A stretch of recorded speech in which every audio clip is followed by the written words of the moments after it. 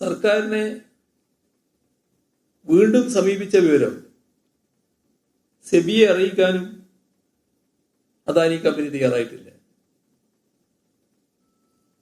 ഇതിലെല്ലാം കമ്പനിയും സർക്കാരും തമ്മിലുള്ള ഒത്തുകളി ജനങ്ങൾ സംശയിച്ചാൽ തെറ്റില്ല. അടിയന്തരമായി വേണ്ടത് ഇക്കാര്യങ്ങളിലെല്ലാം സർക്കാർ വ്യക്തത വരുത്തലാണ്. സംസ്ഥാന താൽപര്യത്തിന് ദോഷകരമായ ഒരിടപാടാണ് നടക്കുന്നത്. ഏറ്റവും വലിയ പ്രത്യേകത, സുതാര്യമായി നടക്കേണ്ട കാര്യങ്ങൾ എല്ലാം അതീവ രഹസ്യമായിട്ടാണ് നടക്കുന്നത്. തുറമുഖത്തിന്റെ വാണിജ്യാടിസ്ഥാനത്തുള്ള പ്രവർത്തനം ആരംഭിച്ച് 1 വർഷം പൂർത്തിയായാൽ 75% വരെ ഓഹരി കൈമാറാൻ അധികാരമുണ്ടെന്നും ഇതിനെല്ലാമുള്ള സർക്കാരിന്റെ അനുമതി നൽകണം എന്നുമാണ് കത്തിലുള്ളതെന്ന് മാധ്യമങ്ങൾ റിപ്പോർട്ട് ചെയ്തിട്ടുണ്ട്. അപ്പൊ അത് കാണിക്കുന്നത് എന്താ? ഓഹരി കൈമാറ്റം 49% മുകളിൽ പോകും എന്ന സൂചനയാണ്.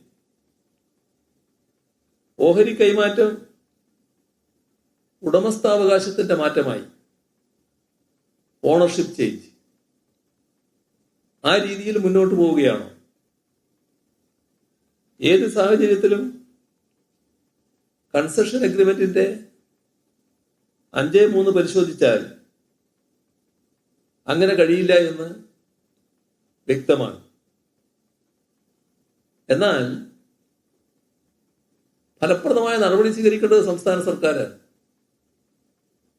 ഇവിടെ സംസ്ഥാന സർക്കാർ ഈ വഴിവിട്ടി ആവശ്യങ്ങൾക്കെല്ലാം വഴങ്ങി അദാനിയുടെ താല്പര്യത്തിന് കീഴടങ്ങുമോ?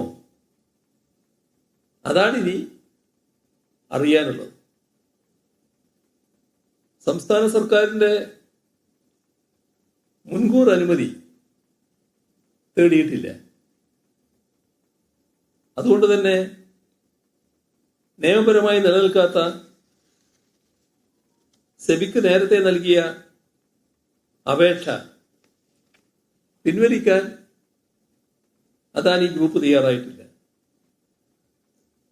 ഇവിടെയാണ് കരാർ ലംഘനമടക്കമുള്ള ഗുരുതരമായ വിഷയങ്ങൾ